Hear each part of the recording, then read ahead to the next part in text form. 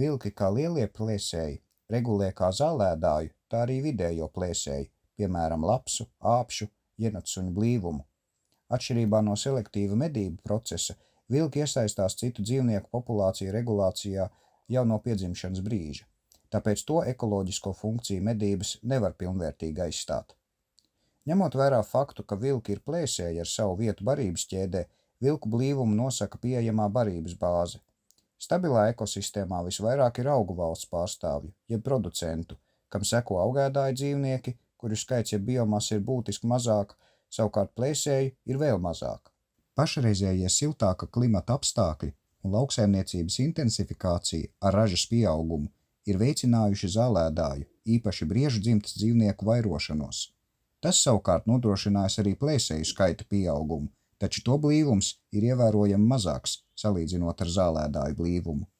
Tā piemēram, izmantojot valsts meža dienesta vērtējumus, 1500 vilku ir 19 reižu mazāk nekā 25 000 meža cūku vai 155 reizes mazāk nekā 207 000 stirnu.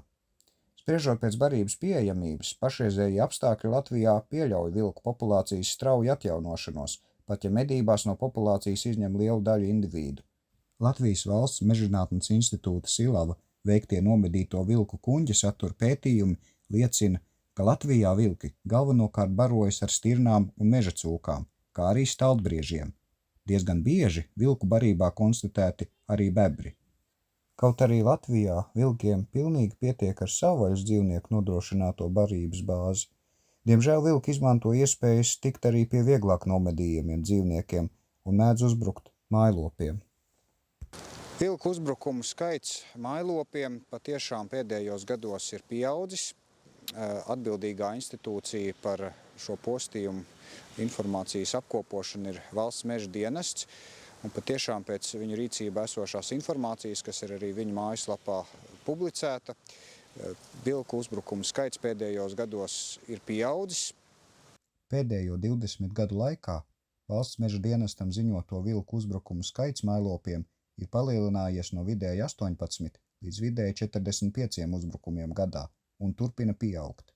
Līdz 2023. gada novembra vidum reģistrēto uzbrukumu skaits sasniedzis 106 gadījumus.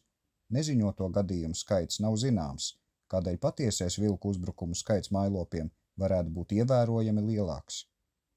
Galvenokārt šajos uzbrukumos cieš aitas, kazas un teļi, kā arī suņi. Vidējais vienā uzbrukumā cietušo, respektīvi nogalināto, ievainoto un pazudušo avju skaits palielinājies no 2,6 līdz 5,5 aitām. Pēdējos gados Valsts meža dienests sadarbībā ar Latvijas Valsts mežzinātnes institūtu Silava no cietušo lopu brūcēm ievāc DNS paraugus, lai identificētu plēsēju sugu. Vairumā gadījumu apstiprināts, ka uzbrucējs bijis vilks.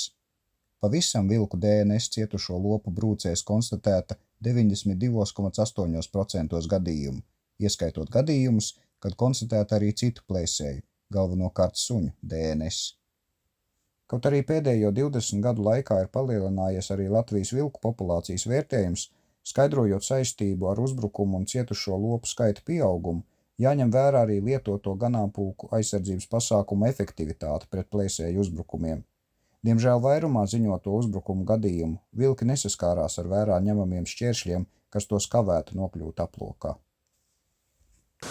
No vienas puses jau varētu šķist loģiski, ka mednieki piedalās vilku populācijas regulēšanā, daļu no vilkiem likvidējot, ka, ja būtu mazāk vilku, tad būtu mazāk uzbrukumu mājlopiem, mazāk plēsumu, tad šķiet loģiski, ka medības varētu būt risinājums, kā šos postījumus mazināt. 2023. gadā veiktā aptaujā par sabiedrības attieksmi pret lielajiem plēsējiem Baltijas valstīs noskaidrots, ka 83,9% respondentu uzskatīja medības kā efektīvu līdzekli vilku uzbrukumu samazināšanā, un 30,4% domāja, ka mednieki ir atbildīgi par postījumu samazināšanu.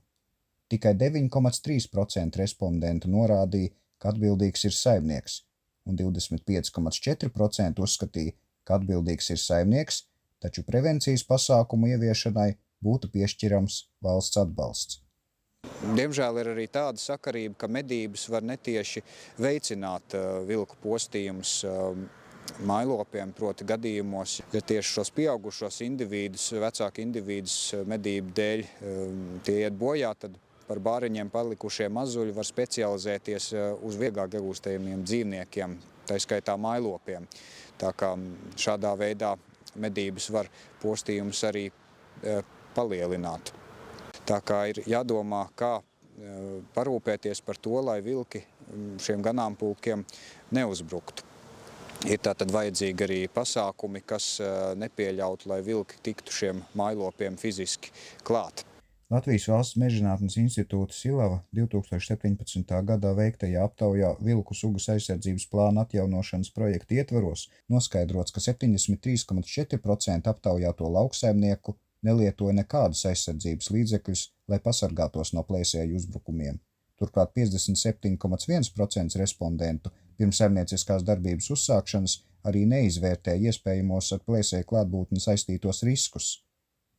Kā efektīvi ganāmpulka aizsardzības pasākumi pret plēsēju uzbrukumiem atzīt vismaz 1,20 m augsti elektriskie žogi ar vismaz 5 stiepļu rindām vai metāla tīklu, kā arī ganāmpulka aizsardzība ar sargsuņiem.